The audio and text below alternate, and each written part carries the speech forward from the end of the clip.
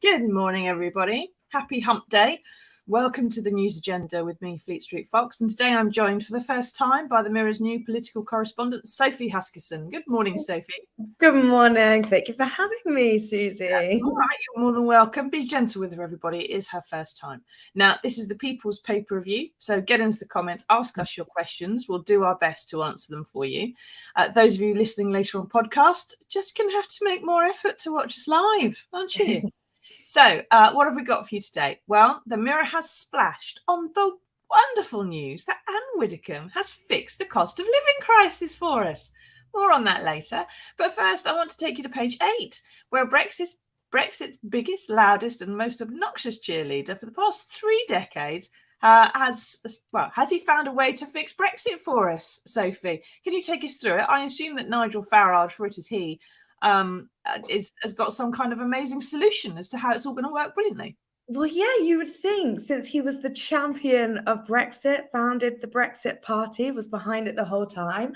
But lots of people have raised different issues around Brexit, but people have almost been a bit scared to say about it, worried about being called a Ramona and stuff like this. But now the architect himself, Nigel Farage, has actually come out and said, Brexit's failed. The headline is not playing on anything. It's actually the words Brexit has failed. That sentence came out of Nigel Farage's mouth.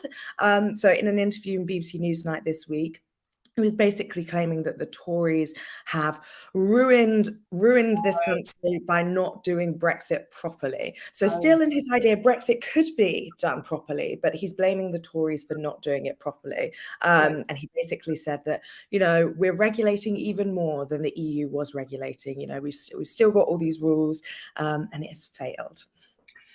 So he's not taking any kind of personal blame for the projects that he demanded for 30 years, which he provoked Tory divisions over, which he caused Tory defections over, which then in turn kind of caused David Cameron to have to call the referendum to deal with all these internal divisions, which Nigel stoked so brilliantly, and those divisions which led in the end to David Cameron resigning, Theresa May trying to find a way through the impossible question of whether or not how you could control the one border we're not legally allowed to control.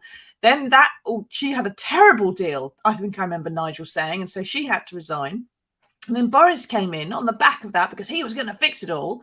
And then he's now got a terrible deal, Nigel says.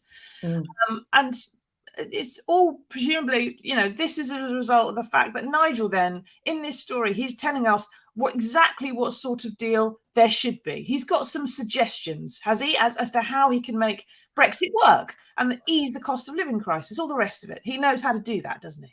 Yeah, you would really think that someone who complains about every possible option of Brexit would have a plan themselves. But no, this goes back to the 2016 referendum. It goes back to the campaign. It goes back to the genuine lies that were pushed out with £350 million on the NHS, things that were never going to actually be achievable. And I think that was the thing. From there, we didn't see a plan. We never got to hear exactly what Brexit might look like. But Nigel Farage, as Layla Moran, Lib Dem Foreign Affairs spokesperson, calls him, he's Brexit's biggest cheerleader, and now he's the one who's claiming it's disastrous. And I just think, he has this idea that he is the Brexit man. He founded the Brexit Party. He will be the person to fix it. He has failed 7 times to become an MP. And he even suggested in this interview when Victoria Derbyshire asked him, well, would you maybe consider running again? He said, I wouldn't rule it out. He wouldn't rule it out because somewhere deep down, he thinks, this is Brexit. I am passionate about Brexit and I know exactly how Brexit should be carried out. How? We don't know. All we know is that he must be the leader. He must be the messiah of Brexit, which is, get the attention. What they might want of that, yeah. Get the attention, it seems to be. Now, what do you think, everybody? Do you think Brexit's failed? Do you agree with Nigel?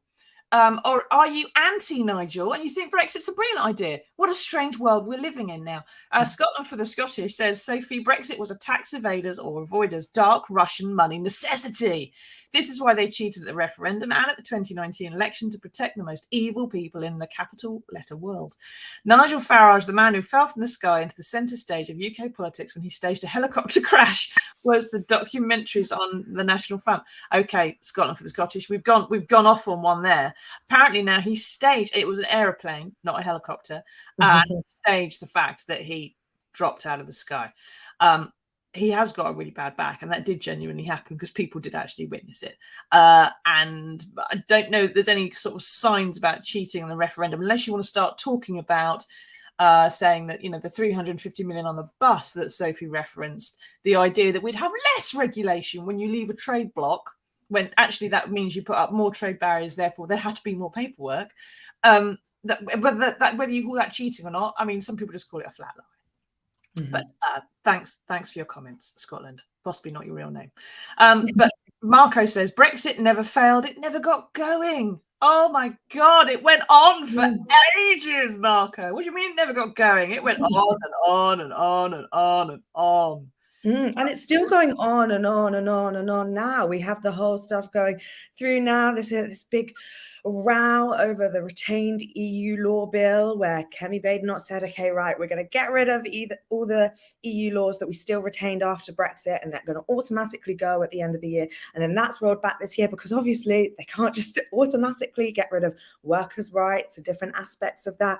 And then you've got the hardline Brexiteers coming up. And it's just never endless because there was never a plan before we left the EU. And then it was suddenly like, well, we've left now. How are we going to leave? Yeah. And as we've said before, Nigel Farage, the person leading this, didn't even have the answers. So how was everyone else meant to? Now that I ever say or tweet or write anything about how bad Brexit is, and I'm glad that Nigel said the same thing that I said, I think the day after the referendum almost, which is that this is going to be disastrous.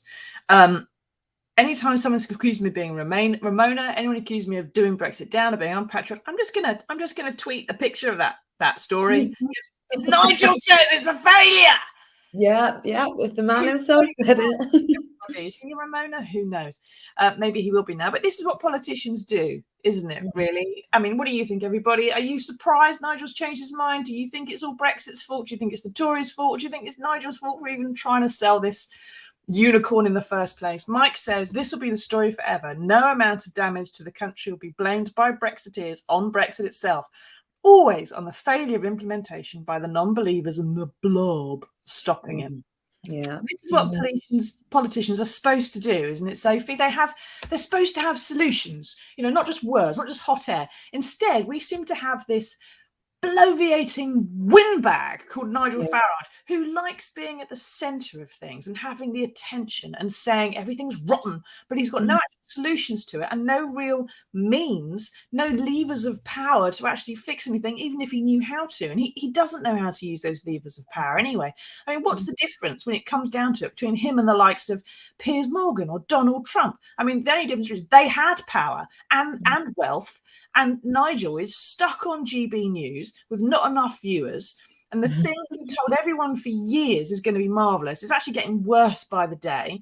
And he's utterly unable to have any self-awareness to take any personal blame for it. I mean, you can bet your bottom dollar if there had been even one tiny ray of sunshine on these sunlit uplands of Brexit we're supposed to be on, he'd be taking the credit, wouldn't he?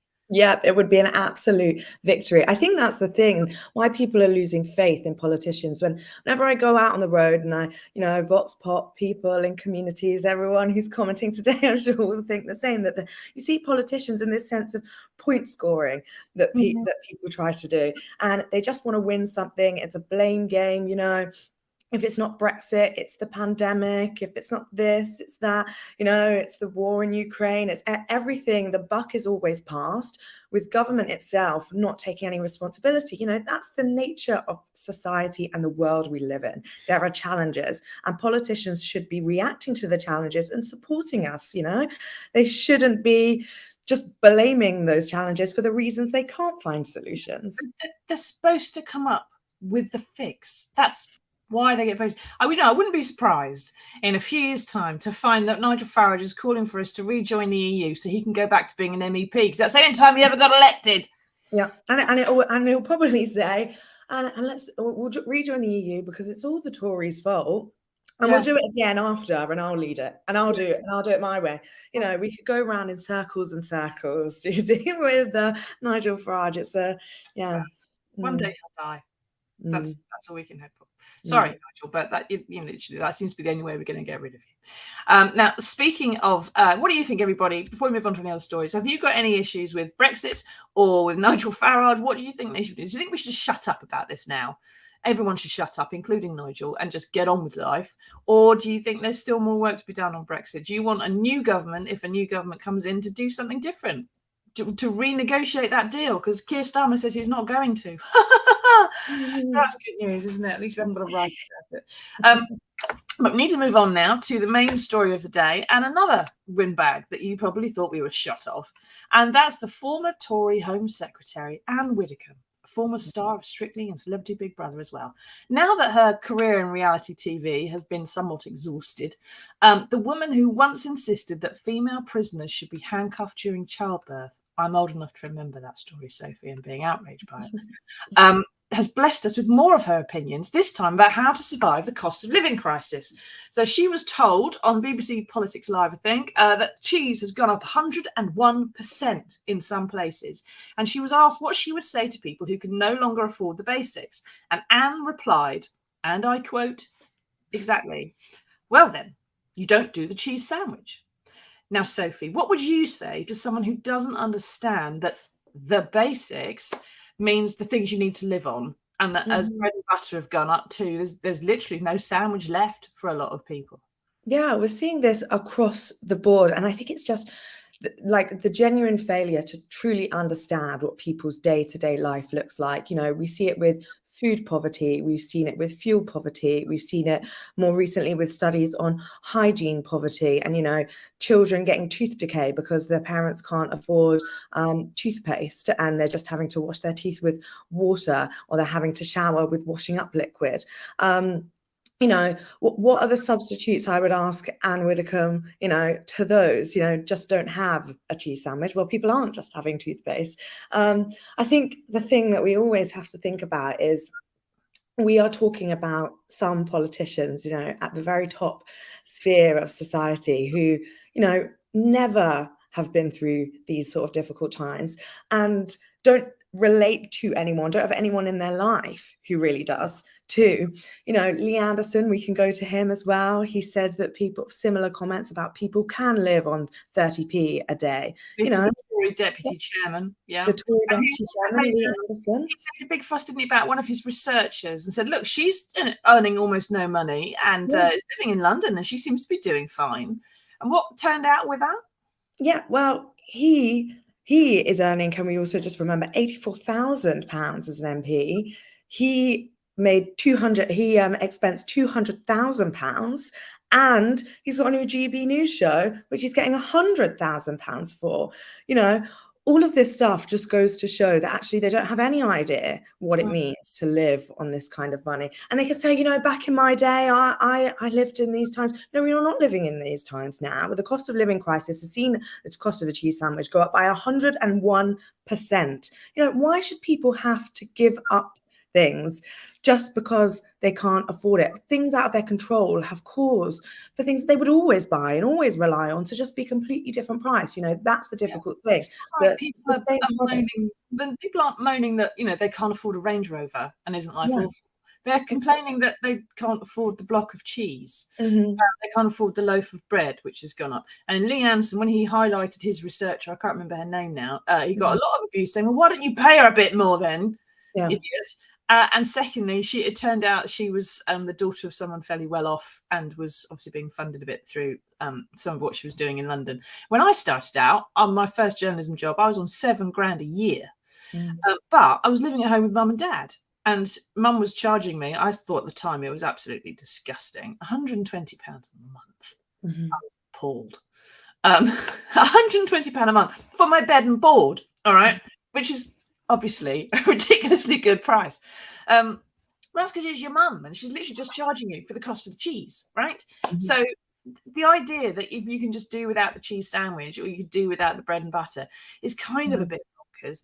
But what do you think, everybody. Have you had to do without cheese? What have you been going without in the cost of living crisis? Get into the comments and let us know, or let Anne know what you think she has to say. Is she right? Do people just need to just stop doing the things that are too expensive? Then move from your cheese and go to Dairy Lee or whatever, which is a bit cheaper per sandwich maybe, but that's still gone up in price, you know.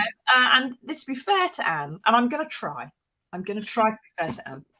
She also said that people have got a little bit too used to low food prices, which is true in the past few decades, which is probably true, and that it's unrealistic, which is also probably true, because prices do go up and down with wars, economic problems, climate events, things like that. Usually they go up and down gradually, though, as opposed to straight up as I've done now. And things like, you know, I don't know, leaving a trading block, which we were part of and which could otherwise pick up the slack when you are short of something and the price goes through the roof. But it must be said, Sophie, that Anne was a really big fan of Brexit, wasn't she? And it's remarkable that the price of cheese hasn't gone up by 101% in the EU, where the food inflation, everywhere's got it, but theirs is so much lower than ours. France is 15%, Switzerland's 5%, Spain 12%, Italy 12% food inflation. Here, it's going up 20% and more. Cheese, of course, is 101%. Mike says, I remember when Mog and his cohort told us Brexit would make food cheaper. Yeah, I don't know where we were supposed to be getting it from. The other side of the world, they were just going to fly Australia, wasn't it? And we're going to get cheap genetically modified cows, and beef was going to be much cheaper. Some of that stuff is just seemed mad at the time, but people were swallowing it, weren't they? Everywhere's got food inflation. It could be better than we've got it, though, couldn't it? And is part of this Anne's support of Brexit? It's not just being out of touch because she's earning thousands of pounds a time to do stupid things on television. It's because she's just not able to say or see perhaps the causes of some of these things. Well, yeah, I think there's two parts to this. The Brexit aspect, whereas she's still hugely defensive of Brexit still, and she has the same sort of lines that Nigel Farage has. You know, they're both in the Reform UK Party now, which is the new name for the Brexit Party. And she, you know, earlier this year, a couple of months ago, announced that she was going to, you know, actually fully join the party. And you know, she says the same lines. I was at the press conference there, and she will defend Brexit through and through and say it's the Tories that have ruined this. And then you have this other side where, you know, she doesn't actually seem to care or have sympathy for the difficulties that people are facing. So when she's talking about Brexit could be improving our country, she said, but who for? Who was Brexit actually for? You know, we get this thing. I think we've got this other part as well with this sense of luxury of, well, if you don't want cheese, if you can't afford a cheese sandwich, don't have one. We have this danger of the line of luxury sort of changing. You say, okay, to start with, Range Rover is in the luxury zone. Going to a spa is in the luxury zone, and then you put cheese in the luxury zone, and then you put toothpaste. Yeah, and then toothpaste, and then shower gel, and then you have so little things. It's like, well, you can still live. You're still surviving, but what does that mean? You know, we should be able to enjoy our lives. You know, well, are you though? Actually, I mean, Roger says if energy prices were cheaper, I could cope more with the food prices. You're quite right, Roger. Energy prices are coming down, but they're not going back down to what they were. And food prices wholesale have dropped, but they have not come through at the till, as the Mirror was reporting on Monday. And the fact is, so that if someone's not got toothpaste, if someone's not eating cheese, if someone's not eating properly, then there's actually going to be a huge knock-on cost to that. They're not going to be surviving. They're going to be suffering more illness. They're going to be having tooth problems and dental problems. They're going to have more costs to the state as a result. There's going to be more to the NHS. There's going to be more long-term sick. There's going to be more disability. There's going to be more benefits. It all just actually becomes the kind of things that the Tories hate. You know, that the growing of the state to cater for all these problems because people don't survive it. And there's a cost when you lose taxpayers. If you just want to consider us meat bags as tax generating units, then there's a cost to not having the right things in your life at the right times to make you healthy. I mean, it's in the interest of capitalism to make the peasants well, isn't it? Well, yeah, I mean, These it's all peasants. about prevention, and we can see this across the board as well. We can see how, poverty is such a key driver in crime, and how much money the criminal justice system costs to keep people inside. You can see that everywhere. We've got difficulties with children not being able to school because their parents can't afford to buy them uniforms. What does that mean when children don't have education? What path are we putting them on?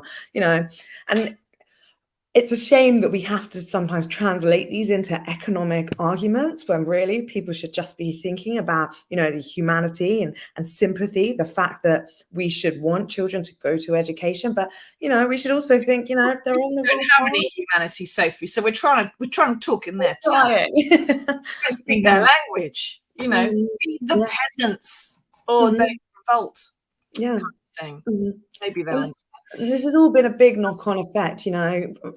It's well and good that, oil prices are going down and energy prices are going down, but people have been using their savings over Christmas to have to pay for things. This knock-on effect is continuing on. March, food inflation was at its highest at 10.1%. That we're going to be feeling the effects of that for a while to come. And we still get the lines of I think it was George Eustace who said about, well, you can buy, cheaper brand foods and stuff. Well, there was a study in the Mirror yesterday that was looking at the fact that, many shops don't have own brand foods. If you live close to one of the smaller stores like Tesco Express or something, they just don't supply them. People don't always have these options in their communities. Exactly. And sometimes they don't seem to realise that the value brands are the ones that have gone up by proportion more than other brands have. And Debbie says they live in their own bubble and they don't know what they're talking about. Now, we've already mentioned the Deputy Chairman Lee Anderson, known as 30p Lee, who famously said you can make a meal from scratch for 30p without working out perhaps how much buying the microwave costs, or the wooden spoon, or the saucepan for that matter. Or are we supposed to stir it with a stick, Lee? Do get in touch, let us know. Ian Duncan Smith, who said he would happily live on £7.57 a day if he was on benefits, not mentioning how on earth he'd manage it if there were children, for example, or if he wanted more than, one sandwich, that would all it would get you. And then, of course, George Eustace, who, as you mentioned, when he was Environment Secretary, said that value brands could help you budget when, in fact, they've gone up by more. Now, someone who's calling himself Kick-Ass says, on the cheese front, I used to buy the 400-gram block. Now it's the 250-gram block. Everything has doubled in price. We're getting screwed by all the major companies, including energy, with the blessing of Tories. This is one of the things, okay? Buying the 250-gram block probably costs more per gram than the 400-gram block, right? Let's say 400 gram costs you £5 and the 250 gram costs you £3. You're paying more per gram for your cheese, but that's because you haven't got the £5 to buy the big lump of cheese. You've got it because you're poorer. You have to buy the cheaper block, which is actually more expensive. So being poor costs more money than having some money. Other people who can afford the £5 maybe for the 400-gram block of cheese buy that. They start slicing it very, very thin, right? That's what I'm doing. My cheese is getting thinner and thinner and thinner. My daughter has a cheese sandwich and I have a Dairy Lee because she refuses Dairy Lee because she's a bag.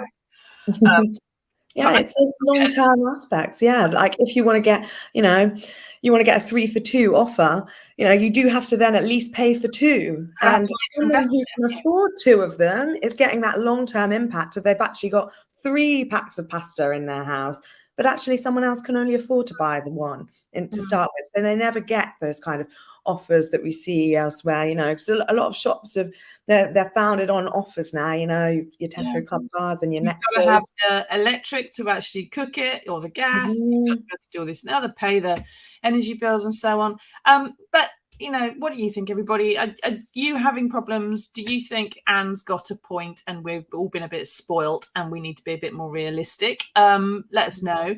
Is she, perhaps you think, Sophie? I mean, she's done around the reality circuit and everything else. Do you think she's maybe just a bit bitter she didn't go in the House of Lords? I don't know. It's a tricky one, isn't it? When we come to used to be attention, like Nigel, and she hasn't had it, has she? Well, yeah, but it's a really difficult thing with Reform UK because they have this sense of like really feeling as though they're going to get somewhere. You know, they didn't do very well in the local elections. You know, that then it isn't a big stage, and sometimes it feels like it might be because they're shouting from the rooftops, but they're shouting very controversial things that boil our blood a lot. But behind the scenes, whether they're actually, you know, making strides, I don't know, but perhaps there is just some genuine anger, some genuine, I guess, if I can use some people, I guess Layla Moran might have used the word kind of disillusionment with what has gone on with Brexit, that they do fundamentally believe that Brexit could be good for this country. You know, you start to believe the dream when you speak it so much.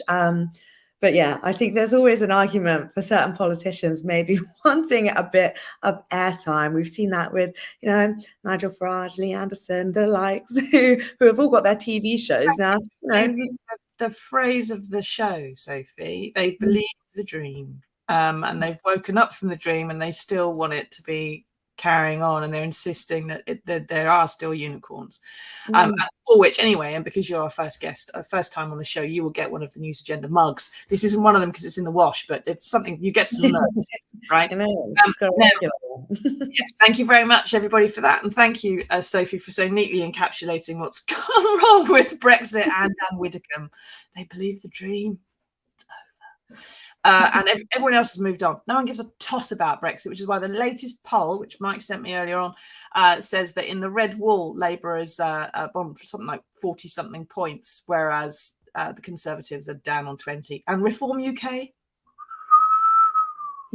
Nowhere.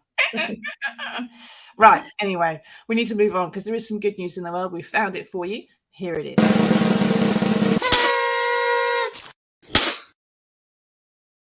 Now, you might remember the story a few weeks ago now about when Israeli woman Lucy D and her two daughters, who had moved from Britain to Israel, were shot dead in a terror attack by Hamas. Now, her husband, who's a rabbi, Leo, did an extraordinary thing. He decided to donate her organs to others and has been going around visiting the donors to publicize it.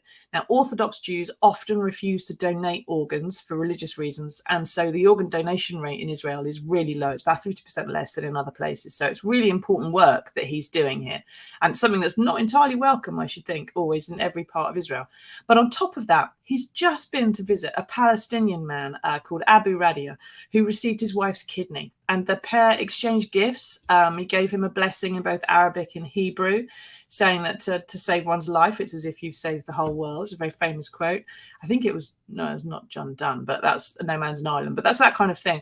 Now, both men have said that their faith doesn't matter when another human being needs help. Abu Radia is happy to have a Jewish kidney inside him, and the Jewish widower is happy to help the Palestinian man. And it will be doing a huge amount to help reconciliation, as well as raise organ donation levels in Israel and Palestine, which would be amazing. Sophie, is this proof, do you think, that sometimes out of the very worst grief, the best things can be built? Well, I think, yeah, totally. You know, earlier we said, you know, where is the humanity? And this is just like an absolute example of that. We've got it.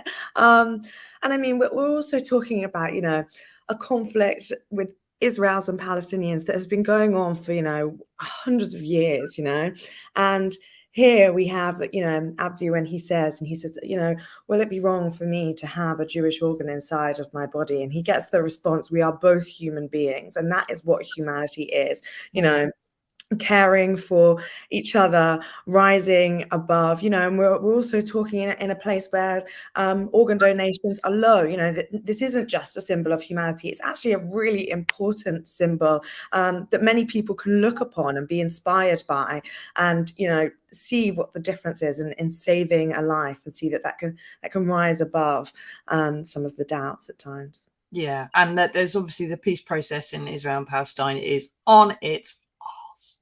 So anything like this that might actually be able to help and push things through. Leo was told not to go and see this guy until the shooting had stopped, but he went, no, because obviously the shooting stops after you go and see them. That's kind of the point.